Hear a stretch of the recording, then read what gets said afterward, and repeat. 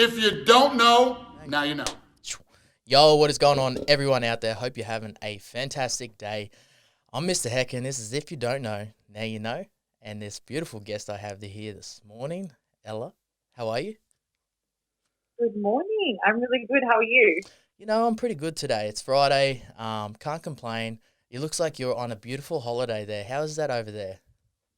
Yeah, my background of my Zoom's in San Fran, Yeah. and it is amazing. We've got good vibes happening over here. Oh, it looks I so like it. fresh over there. Do you get an Insta pic? Are you going to get your Insta pic this morning? Always. Always. That's how we start. So, before we get into all the work and all the podcasts and everything like that, I like to start off the podcast with a little bit of gratitude. So 3 things you're grateful for today. If you could spit some of that out for us and let us know what you're grateful for, that'd be lovely. Good question. I love this. Put you on the spot. Huh? Yeah, I did a yoga flow this morning, so that was really nice. I've retrained my body to sleep in, so it's different. I'm really having gratitude for slowing down this week. And the third thing would probably be a conversation I had yesterday with one of my girlfriends. Damn. See, that's it, hey. How has your week been? Because before we get into all the work, I want to know how you are. It's important to ask these questions. How's your week?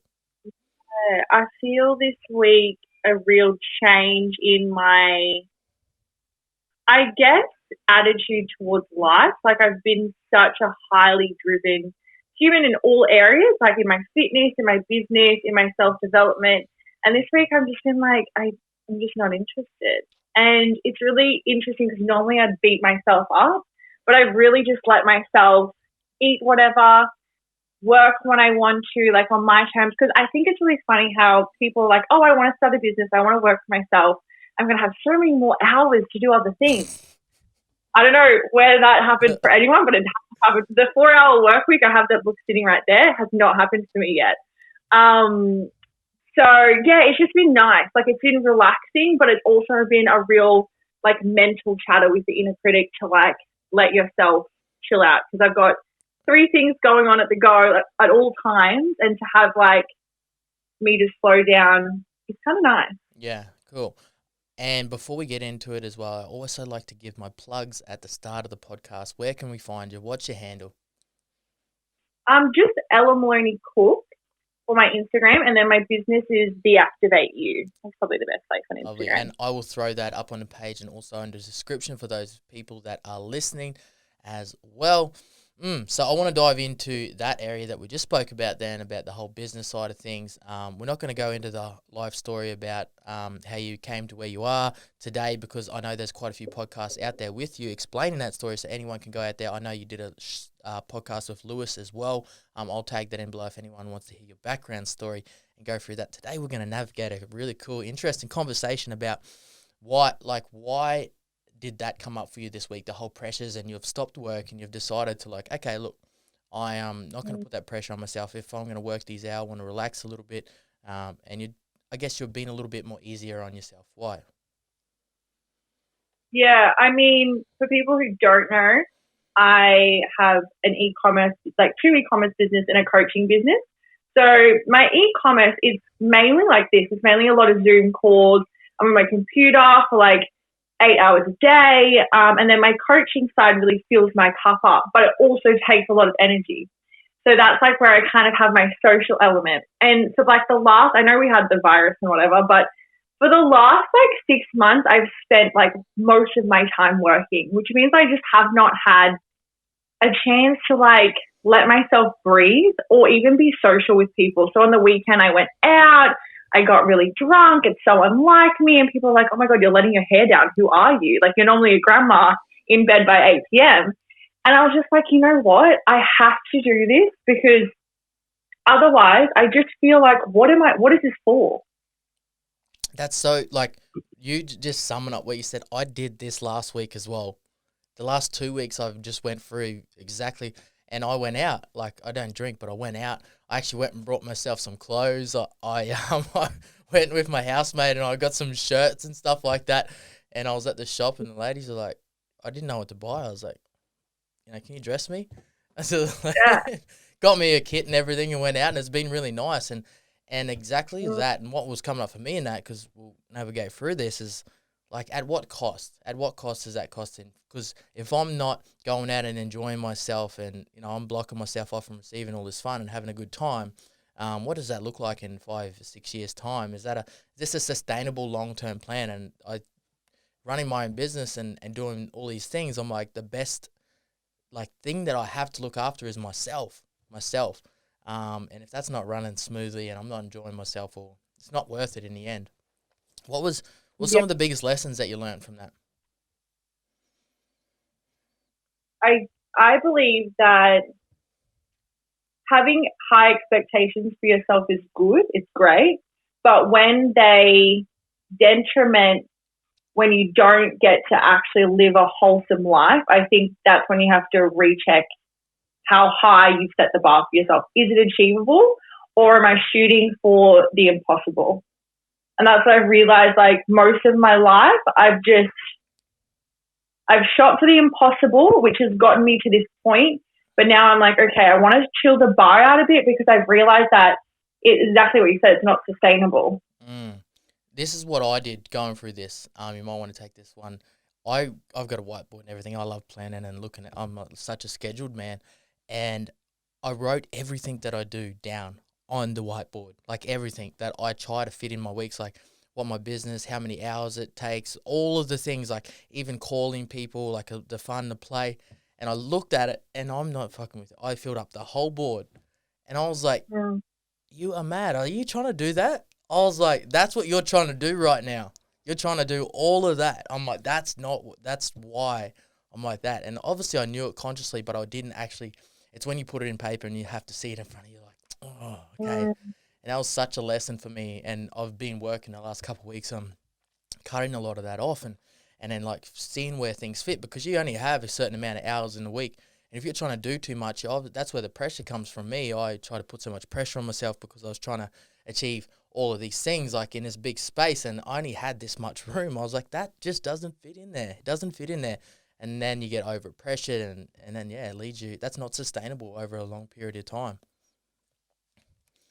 I agree. And I think it's funny, my accountant's one of my mentors. I have a few mentors, and he goes to me, he's like, Ella, it's so unnecessary. He goes, something good can be created in a year, but something great can be created in 7.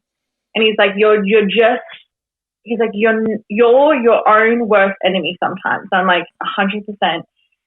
I love you, but you're right. And so ever since then, I've kind of just been like, fuck, if my accountant's telling me this, he must understand how I am. So I literally just took it upon myself to and I think it's hard, because we all are living in these new times, and we're trying to navigate that, as well as finding our new normal. And I think it's always going to be a struggle, but I think we do need to have times where we do switch off. And I love the other week how you didn't have your phone. I would love to do that. I used to do that a lot when I was younger. Yeah, I think you should try it, and we'll have a conversation. But when was the last time you had legit no phone? It probably would have been overseas. But did you have other people that had devices around you? No. Oh, okay. No. Were you out in nature, or are you in a highly? My yoga teacher training. Okay, yeah, that's probably a really good thing. For me, because I like to test myself, and I'd been asking this question to so many people. I'm like, when's the last time you had no devices? And I couldn't. It would have been back in high school or whatever, when I had the old Motorola flip. How old are you actually? So, did you have one of those? Yeah. I had a hip top. Okay, you're a little bit older, younger than me. So, but yeah, I hadn't had a device for so long, and I realized, and I was like, shit, how distracted am I? It actually really kind of messed me up a little bit that day. It took me a few days to come to, and then it sounds so simple and so easy, but I had no devices. I made sure people that were around me, no phone, don't show me. I don't want to look at it. But I didn't just go chill out in nature or whatever. I actually went to the shopping center all day and hung out there, and it's quite uncomfortable all day. And it really shook me up, hey, because I realized how distracted I've been for so long. And my brain, I do a lot of breath work and meditation, etc. and I feel like I'm nice and clean and clear. But after that day, I realized how detrimental it has been to my own like thoughts and how distracted I am everywhere. Like always looking at your device, like your brain's just pumping all day. And I left there, and I legit like I laughed. I even cried a little bit. I was laughing. I don't even know why I was laughing. It's just because I'm always distracted. When anything comes up, you're like, oh, distraction. And yeah, it really opened my eyes so much. And it's such an important thing. I'm going to challenge you, actually. I'm going to put that to you to actually try that for a day. And because that was my thing as well with business, all these things I had going on, I'm like, no, I can't do that.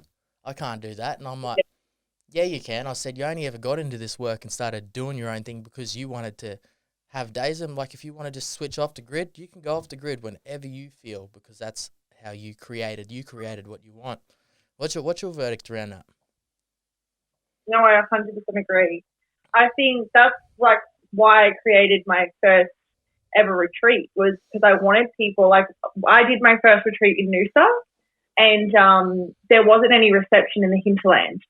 So that was like the most surreal experience, because growing up with social media, I think we've gotten from society these like conditioning, and it's like if you're not, like the status quo just like keeps on building, and then all of a sudden we're like living in the 21st century and a pandemic happens, and it's like, oh my God, thank God for social media, right? Which then can get really destructive. Like with a lot of my coaching that I do with women, we distort from reality to social media so differently. So I like put myself to it this year to like start crying on social media, and like people would message me like, dude, people don't do that. I was like, no, that's okay. I'm wanting to show up with the highs and the lows, because we seem to just always put the highs. Everyone wants the highlight reel. Hey, I'm like, no, there's a blooper reel to every highlight reel. Yes, give me the blooper reel. I just think it's so much more entertaining. And I also just believe that, you know, for us to move into a way of like being our like true authentic self, is like we have to unconditionally love people for the good and the bad, for the highs and the lows. And I think as women, you know, we're looking outwards to social media, being like, oh my God, you know, their kid's not crying. Like I was talking to a mum the other day, and it really saddens me, because I'm like, babe, that's a highlight reel. Like you're distorting reality. Go away and unfollow all the people that are not making you feel empowered, and start following people who give you knowledge. Like my mentor says to me, he's like, if people aren't using social media for the right things, it's user error. Yeah. Because you can get so much good quality information. You're just going through the wrong sources. So important. And I've started this last week as well. I unfollowed everyone. I'm actually pecking through it, because I only want to follow these people. And I realized just starting a podcast, Instagram, as I've just been quite selective of who I follow, and I go over there and I look at the feed on that. I'm like, I love this feed, because it's just what I want to follow. It's the things that I want to see, and we all have options and choices as well. And just going back to the highlight reels, I see people, and they're like, oh, you know, they're living this fantastic life and all these things. I'm like, yo, I said, there's always two sides to the penny here. I'm like, and this is where I even come into this podcast. This is why I kind of wanted to start this whole thing, is because if you don't know, now you know, was, you know, founded around getting to know someone before you judge someone. Social media content, there's a lot of judgment out there where people see your page and judge you, throw hatred at you, and then not even know your background or your story, and just judge you so quickly. So that's why I tend to get people on and understand and know their story and how they've got to where they are. And it's like, okay, now you get to judge them. And like me and like many others, I've been wrong as well. I've seen someone on social media, judge them, and then I've met them and I'm like, sorry, bro, I'm wrong. I'm super wrong. And we get to be wrong as well. That's okay. Yeah. And I think, you know, as human beings, we're all judgmental creatures. It's just letting that inner dialogue either take into your body, or being like, okay, like, let's chill out a bit. I don't know this person, you know? What's some judgment or anything that you've had to deal with on social media? Have you ever had anything negative, or people come at you on there? Yeah, I've had a lot of fake accounts made. So I've got like really great private photos out there of me that I don't know about. The OnlyFans pages. Hey, they put the OnlyFans pages. Yeah. I see that's such a big thing. Yeah, I had like a few things going on that I had no idea about. And I was like, if you don't know, well, now I know. Yeah, you know, you got a few extra curriculums out there, you know, a few extra programs going. I wish I was getting the income from them. Probably a good money stream. But no, and you know, that at the start, that probably started happening 12 months ago. And that really affected me at the start. So I was like, you know, trying to create a brand for myself, an image, and I was like getting all these messages. And then coming to now, like the last thing that probably happened was probably like 4 months ago. And I'm like, you know what? There's real people who love me are going to love me no matter what, you know? And I couldn't sit there and keep defending myself or like, you know, it was just waste of energy. And I think that's what it comes down to. Like when you do, even in real life, when you do get these negative energy, it's like, well, do I want to embody that or do I want to just say, thank you so much, goodbye? Yeah, this just comes a point in time and you just got to be like, you know what? It's not, whatever. And you know the feeling, like, because like you probably tried to pass it a few times when you're going through that and you're like, oh, I'm done with it now, and it comes back up and you're like, it's not there, and then you finally work through it and you're like, I'm off. That shit can stay there. It's all there, and we're moving forwards now. What is through the whole COVID period, I want to know about the e-commerce side of things as well, because that's what I love e-commerce and Amazon and stuff I'm selling online. So what's that space look like for you, and why that space? Because I seen you were you selling like the tubs and stuff like that? Yeah, I sell an eco range full of like containers, Ziploc bags, like ice cubes that are all silicone. So that's how I started it. The reason why I started it actually wasn't for me.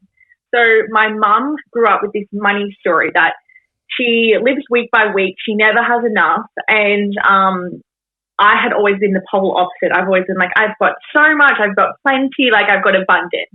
So I've always like conditioned my mind with that, and I've never had a problem with money.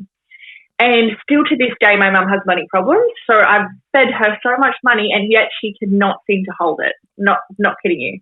And so I was like, I bought this program, and it was around Amazon, and I gave it to her. It was $2,500. And I was like, Mum, let's do this together. It's another stream of income once you set it up, because once you set it up with Amazon FBA, which means Fueled by Amazon, it's pretty much a residual income. You can get a guy overseas to like look after that for you, and there's not much work. Like there's a little bit, but like there's not that much.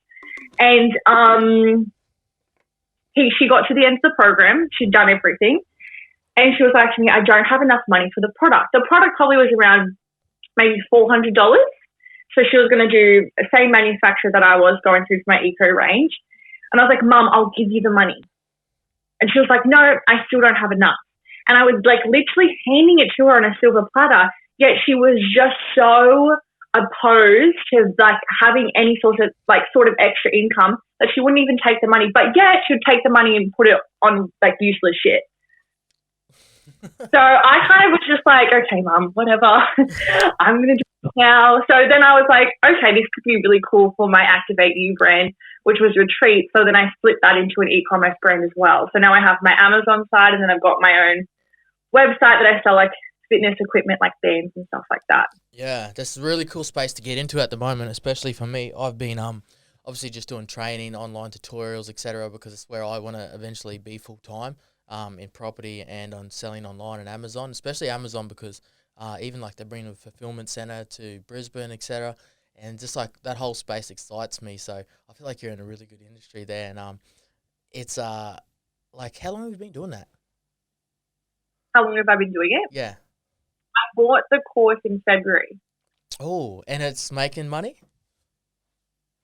I mean, it depends what making money means, because so one Amazon side, it's like you're pretty much reinvesting, and what you're doing is for marketing, it's called PPC. So you're pretty much hanging your product on another listing, and pretty much they're like the best listing, and you're doing an ad underneath.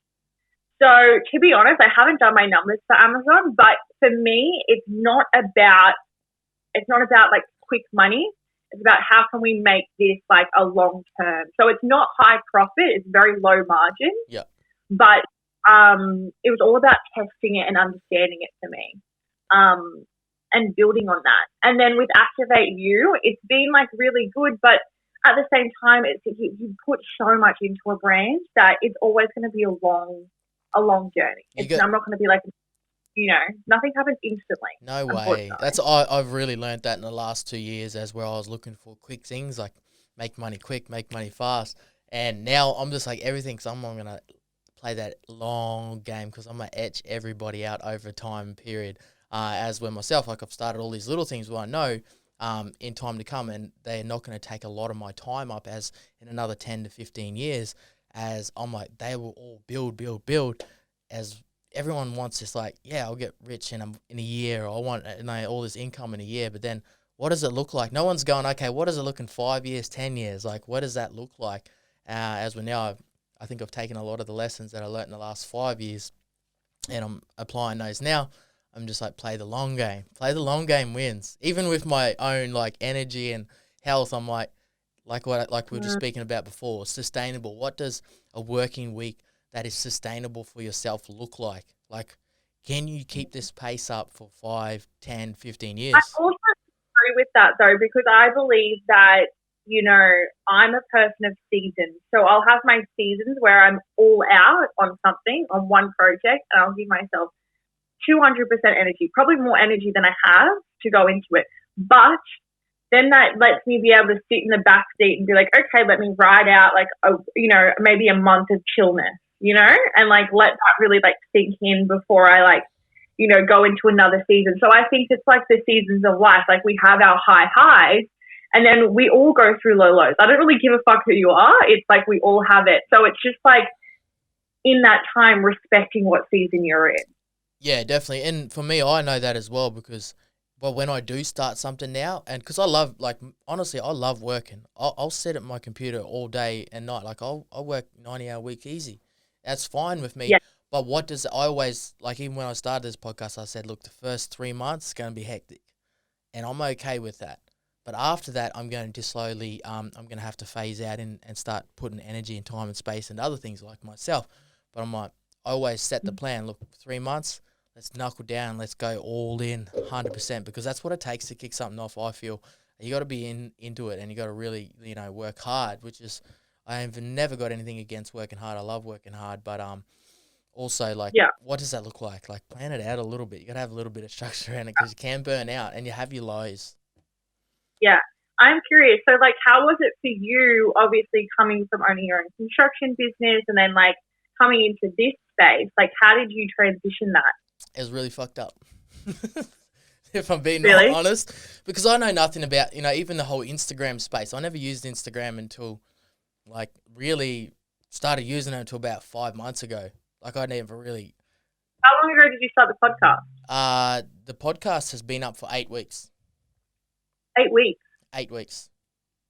Congratulations, that's huge. Yeah, so I've been pumping it. I think you're number 35. Oh my God, congrats. That's exciting. That's the same with Activate You. Like, I just looked at the date the other day. We've only been live for a month, So, yeah, it's like, you forget because you've been in the process for so long that you're like, okay, like, we've only actually, because I had pre-sale and I was waiting for my product to drop. But yeah, like, we're the exact same humans in the sense that you forget how far you've come. Yeah. It's so like I only had this realization maybe a few days ago where I took a lot of pressure off myself. I was like, look, man, before this you were a builder. I said stop setting so much expectation. I was dealing with tradies and plasterers and painters and stuff. I'm like, if you're like I'm like, shit, man, I was expecting too much out of myself there for a little bit. And I'm like, look, you know what? Don't put that pressure on yourself. You're transitioning now. And it's so important to take that pressure off yourself. What were some of the struggles that you faced with, starting Activate You? Like, was there anything that come up with you? Because you've been up for a month now, and congratulations on that as well. It's a big thing to start up because that would have been like just post the lockdown or just midway. You probably were planning it out. Yeah, I mean, Activate started 2 years ago as a retreat company when I was 19. And, it would be 3 years ago now. 3 years ago, and to be honest, I had no idea about business. I just loved training. I loved traveling. That was the whole concept around activate you was like just to create a community of like like-minded people. We go to these really cool destinations. But because I had no idea around business, I was like, I didn't have a database. So that was really interesting for me. And then obviously we had our retreat planned for this year, and then COVID happened. So I just immediately, I was like, I need to do something with this. And I always loved the idea of like a fitness equipment bundle. You can train, you can travel with, or you can work at home. And probably the biggest struggle for me has been the planning aspect. I feel like any company that's successful or in business, you plan and you strategize. I'm the kind of person who's like, I love to just action. Like, I just love doing shit. Like, I don't like planning. Like, it's just not me. So it's been really interesting not planning and then planning, and how different my business, like, will be structured, not just for me, but just for my whole team. Like, I have a lot of people offshore that I work with. So I think it's, you know, having that leadership role and like using your communication skills in a different way is probably the biggest challenge. Yeah, for me, it's, and just going on that, like, I'm total opposite. I love planning. Like, I'm a planner. I love just getting things and like building like a program or systemizing the hell out of everything, and then just like press play, and then just like sit back and watch it. I love that. I have an operationals manager now, and she's amazing at that. Like, she's helped me plan everything, and I enjoy it with her.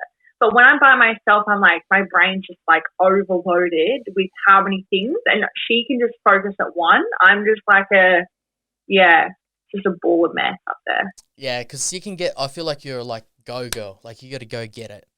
That's and you can get quite distracted easily. You're like go, and then you're like, whoa, what happened? I like didn't get any of the things done. Like what happened in my day? It all went.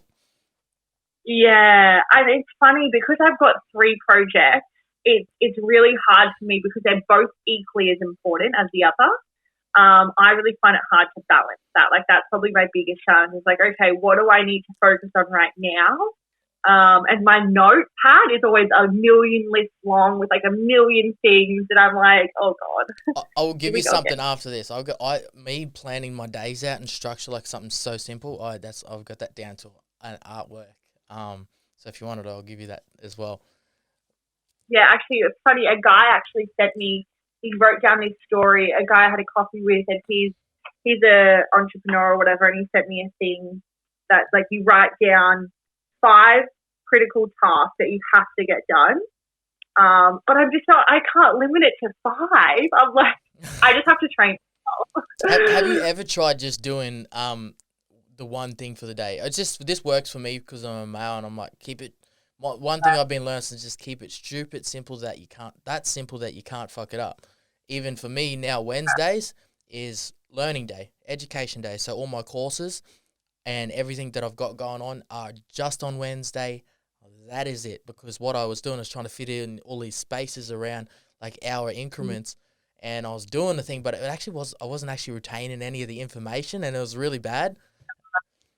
Yeah, I know. I think that's what I need to do. I think, you know, after I've had this week off, I really would like to try that, is spending a day on one project, because you're right, an hour or 2 hours, it's not enough for you to really sink into the work.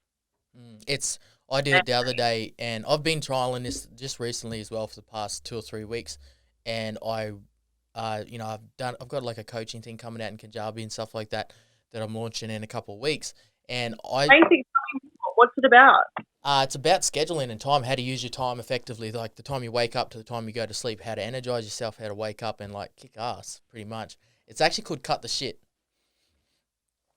I got it. It's kind of similar to mine. Mine's called Girl Break Your BS. Yeah, because I built the course, and then I was like, because I'm not worried about names and shit like that, and I was like, what should I call this? I was like, it's actually kind of just like cut the bullshit. That's exactly what it needs to be.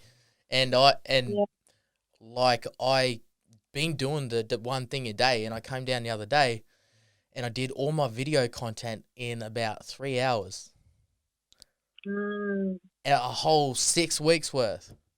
And I was sat like in here, and I was like, what did you just do? I've been trying to do that for 4 weeks. 4 weeks. And I just did. I come down, I sat in the morning, I just put the thing down, and I I was like, whoa, this is what happens when you just have one thing to do. As where I'd sit down, I'd have like all these projects going on, and then I'd be like, and now I'll sit down and do this thing. I just woke up and I'm like, whoa, this actually works so well for me. So maybe something to include in your day. Yeah, it's going to be a challenge, but I definitely need to. And I think that's another thing is like, I listen a lot to Cohen Ray's podcast, and he talks a lot about with these like amazing people around getting into a flow state. And I think that's why it is so, we live in this world full of distractions, that it is really hard to train our mind to slow down and focus on one thing. It's like a real challenge for us, which is sad, but and I think even more so as women, because we want to be this like multitasker, and we think like that's sexy, like you can do so many things at once, but it's like, hold on, are any of those things getting done good? Like, are we doing like, see, that's the thing with me. And I was funny because I was talking with another friend. We were like the same type, like we're the creators, like we want to go out and create all these projects, but we want to do it 80%, and the last 20% we're really not interested in like doing those final touches. So I need a business partner. I'm putting it out there on the podcast. I'm looking for a business partner that's like a critical mind who can come along and finish my 20% of my project, because that's what I need. Like that's what actually I need. Yeah, you know what? That's something that I'm good at. I'm like, you never, my rule is like, you never fucking start anything without finish it. You start something, you make sure you finish it. And that's a trait that I've had just in construction. You don't start the house and half finish the house, because that fucks you down the track. I'm like, my business partner in men's medicine, like we have our circle there, he doesn't have that bit, the finish it bit, and I'm like, bro, you fucking close I think up. that's the thing, like to like have, you know, people who balance each other out, because he's probably the one who's like, okay, I'm like the visionary, like I want to just like keep on like moving, I want to keep on going forward, and you're like, okay, like wait, is this like beautiful to present? But I feel like if you don't have that, we were talking about this on another podcast, like progression versus perfection. But if you're always like making everything perfect, it's like, are you ever progressing? Yeah, and I always say you got to start before you're ready. Like I'm a real believer. I'm like, anyone comes to me, I'm like, and they're like, I've got this idea. I'm like, bro, fucking jump. I got you. It's all good. Just jump. Like you got the right people around you, and that's why I'm so free and able to start whatever I need to do and go wherever I need to go, because I know it's like nothing is perfect. The conditions are not always going to be right, but you just need to go. And if you start, then you'll be fine. And it's just hesitant. Hey, have you ever had any like setbacks with that, like trying to start stuff? Yeah. One of my retreats, we had it launched, and then I just wasn't ready. I couldn't go on a retreat and not feel good. So I pushed it back. Like, and I had a breakdown to my mum actually. She was so scared because I had this $20,000 deposit on this villa in Thailand, and she was like, let's just push it back. Everything's going to be fine. Like, we'll figure it out. And I think that's okay. Like, it's okay to make mistakes and learn from them, but don't think that everything has to be perfect before you launch, because otherwise, I wouldn't have launched half the things I had. Oh, me too. Hey, it's that's a lesson that comes with time and age. I feel as when I was a lot younger, I was like, oh no, this needs to be right, this needs to be correct. Now I'm just like, look, we got the base plan. We got the target, the goal, we got the base plan. Let's go for it. We'll figure out the rest on the way, and the planning and the structure of how the business goes, or whatever the idea is, comes into play as we go, because we need to learn. There's going to be some mistakes made. It's so important to make mistakes. And on that conversation, what are some of the biggest mistakes you've made in your business career? I feel, or in life, just in general, because they're both kind of tied in with each other. I feel like in business, it was at a young age, I didn't have enough confidence to share with people what I was brainstorming, or what, like, just getting ideas. And I think I paid this girl $120 an hour to literally just sit there with me, and we just like go back and forth. And then I'll go to a mentor. Then we'll go back and forth on it. And then they'll give me an idea. And then, you know, the biggest thing I didn't ask people actually what they wanted. So like whoever your client, whoever you're trying to target, it's like, what do you want? And they will tell you. They will 100% tell you. But we forget that we're not the customer, like, because we sometimes think that we are, and we could be, but get a different perspective. Yeah, definitely. It's so important. What about on a personal basis? Any mistakes or anything that you look back at and be like, look, what's the smile? You're giving it all away. It's already. The cheeky grin gave it all away. You know what? I would just love to hear, so if someone ever got asked that question, they're like, no. Yeah, I know. Some people do say that, though. I talk to a lot of people like, oh, no, nothing. I'm like, okay, that's a lie. But anyway. In my personal life, it's probably been the power of the pause. I feel like I don't have a filter. And when I was younger, I got really triggered really often from my parents, from my partners. And I think the power of the pause, plus also what I learned with NLP, which is respecting people's models of the world. And I think that was so interesting to me because as a woman, you always want to fix people for some reason. But people aren't broken. They're on their own journey. When you respect their world, it makes life so much easier, not only for you, but for them. Because they want to be around you when you just respect them. You know? And I so many times, like, with my mom and my boyfriend, I wanted to help them. Like, that's all I wanted to do. But they didn't want help, you know? And I think that was a real, like, draw drop moment for me in NLP. It's like a little bit different to normal day psychology where you ask effective questions to get them to come up with their answer all by themselves. You're not pushing your model of the world onto them. So that was probably mine. Yeah, it's that side of empathy as well. Like, okay, it's all good. I see you. You can be okay. And we do tend to want to help everyone, especially, you know, someone like yourself and your personality. You would see someone and you're like, I can help you be so much more. I can help you be so much more. And you can get to this stage where you get so frustrated, especially when it's someone that you love and adore and is so close to you. You're like, come on. Like, you're like trying to get them into gear. And then, like you said, when you have the lesson like you just spoke about, it's like, okay, all in good time. When they want to change, they can change. Yeah. Exactly. I was listening to Lewis's podcast, and I have to say just like talking to you now, I understand that there's a like, I guess where you get a lot of your charisma from, and it's like one of your past career jobs that you had as a young lady. I'm like, that's what I'm like. You know what? And I feel like that's such an important trait to have because like women that work in that space and do that have such like I know, like, because I've lived with a couple of girls that, you know, work in that area. And they're like so cool. I've always got along with them so much better because of the charisma, and there's like they're chatty and they talk, and it's like it's very easy going, and there's a lot of there's no filter, I guess. There's no like judgment, or like that's what I feel like as well. Yeah, I mean, I grew up with my mum being in the same industry, and to be honest, I had such a strong masculine energy that when I was younger, I was just like, whatever, like, you know, I'm just going to be the best version of me. I didn't have that much family support, so I was pretty on my own. So I just kind of like, you know, flew through life, whatever. But I've always been really like driven. And I think going into that industry, there's a lot of girls in there that, you know, they can just be in there for the money. Like for a lot of women though, they're in there to make something of themselves, you know? And I think that was really hard for me to open up and say that, but I was like, you know what, it's probably time now. Like a lot of people already knew, so it wasn't a huge thing, but it was a huge thing to me, and it was like hard to kind of admit. And I think once you start accepting your past and who you are, you ultimately then people accept you more because they're like, dude, you're just you're straight shooting down the line, and that's the kind of person I am. So to not tell, it's like, yeah, you know what, I'm proud of it.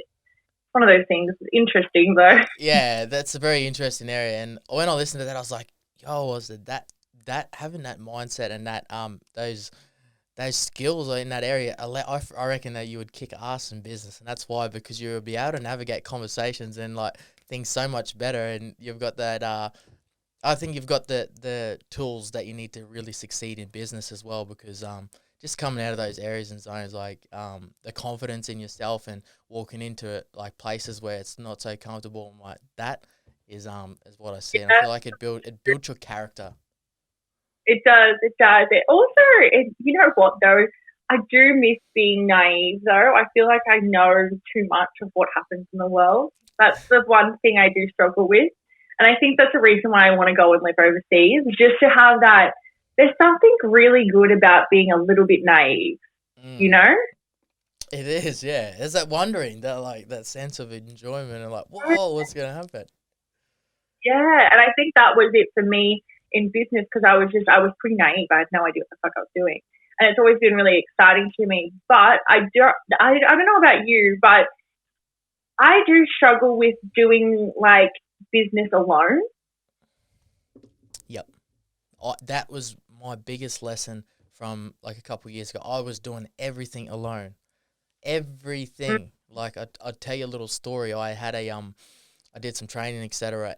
And one of the tasks that we had to do is we had to go and ask people like, what is some of the things that I struggle with? And I had to call them and like, hey, what's Luke? If there's something that you could tell Luke in today's life to change or do something differently, what would it be? And I went and seen my ex-girlfriends and I asked them and I had the conversation. They all said the exact same thing.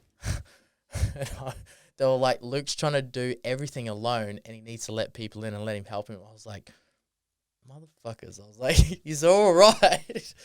And it's such a really good feeling when you know you're in business and you can allow people in now, because even coming out of NLP, you would have been able to see where people are at and see where their thoughts are at and understand where they're coming from. So you'll be able to navigate those conversations and build those relationships with people. You can have the hard conversations. You can navigate through things. So is that what you experience, like being able to like work with people rather than work against people in business?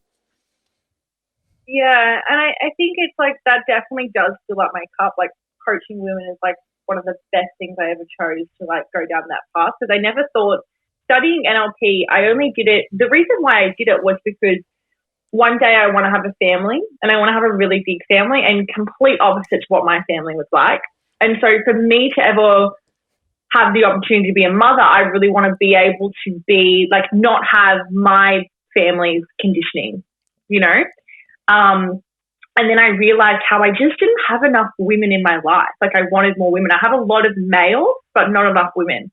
And so yeah, that's how I got into that. But then also with the Activate You side, you know, you know what I said to my friend the other day? I was like, can there be like a Tinder or something, but for like business owners, like entrepreneurs, like I know that LinkedIn's like that, but like maybe you can swipe left or swipe right, and that will take you, and then maybe you can have a Zoom chat or something, and then you just chat to them, and maybe you can see if you're a good fit to like further explore that. I don't know. I'm putting it out there. Is that where you've been tracking them down on LinkedIn? Because no, I have.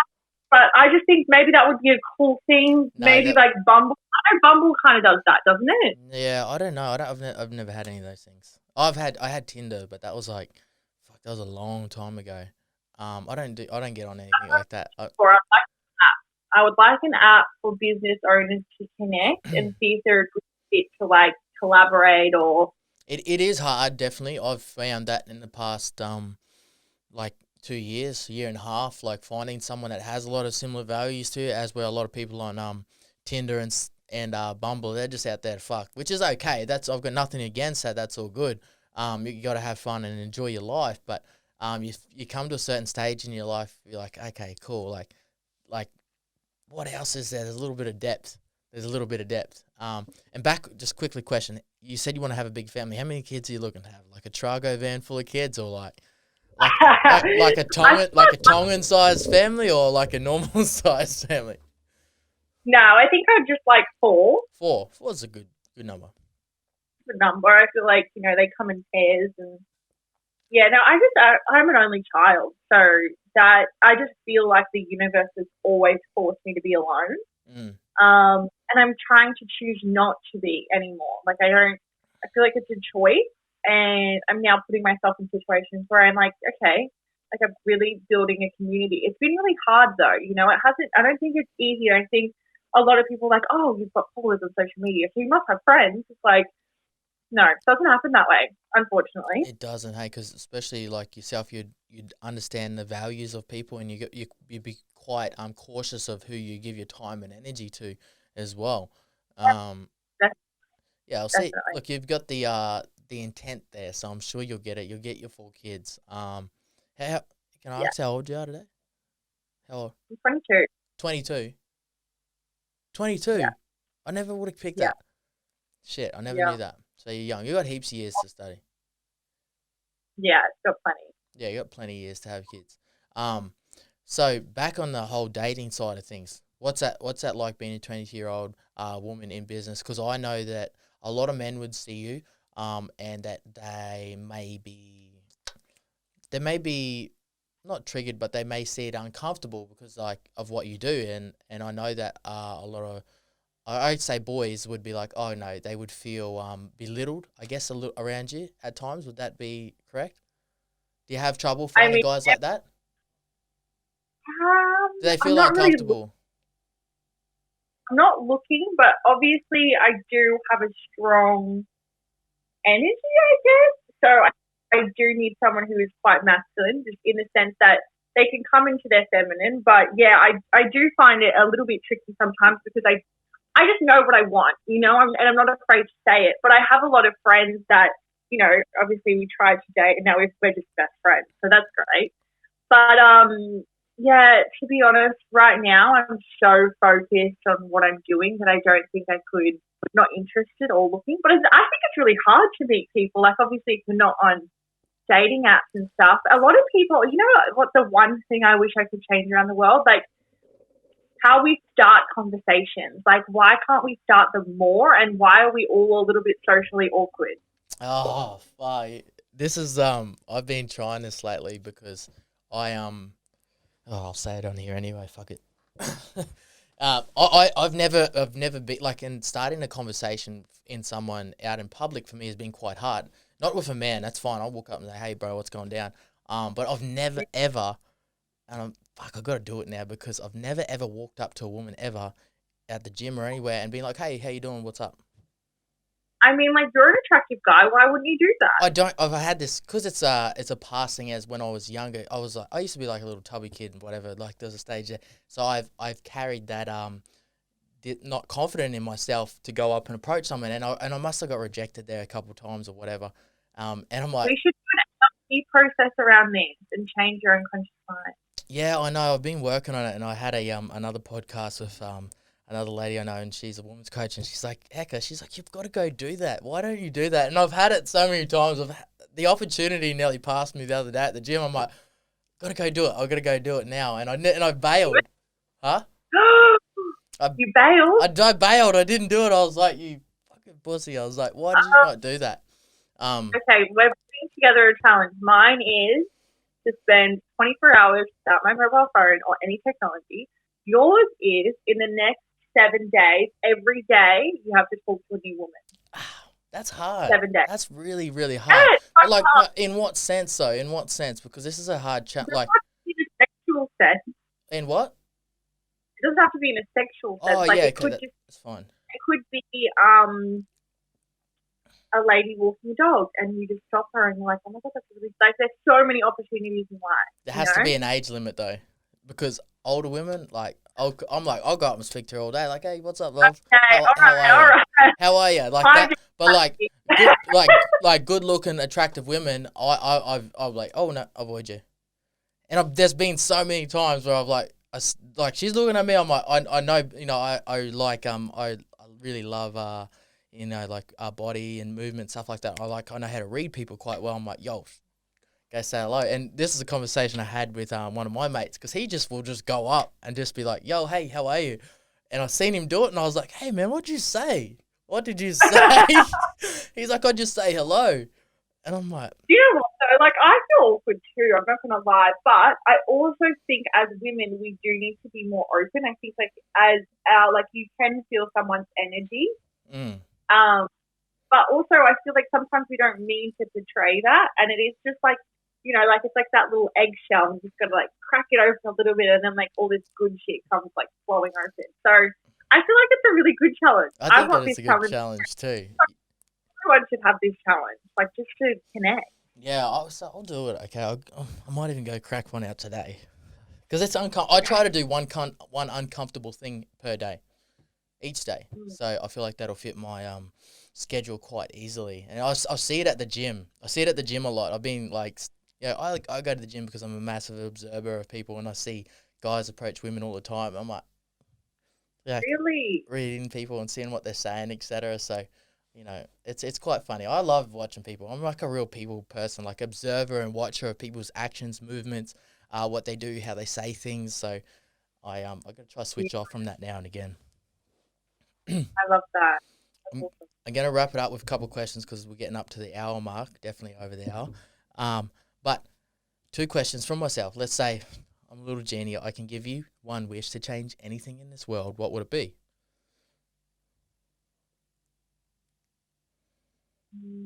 This gets everyone, this question.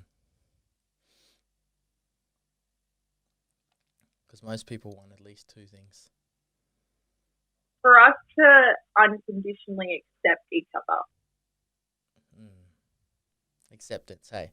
And then the last little question that I've got is, what's some words of wisdom to someone out there? If you were to give someone advice or a bit of wisdom to someone, what would that be? Question. Mine would be to show love to yourself first before others. Bang. You cannot give someone something you cannot give to yourself. Exactly. Amen. I feel like we forget about ourselves too much. We do, hey. Most important. Yeah, you got to be able to give to yourself, hey, before you can give to others. And although that seems selfish at times and people find that really hard to overcome, it's such an important aspect. Such an important aspect. I agree. I love this. Thank you. Well, thank you very much. We'll wrap up the podcast there. I'm Mr. Hecker. This is If You Don't Know, Now You Know. Ella, thank you very much for joining us. Appreciate your time. Thank you. Bang. We're out. See you guys.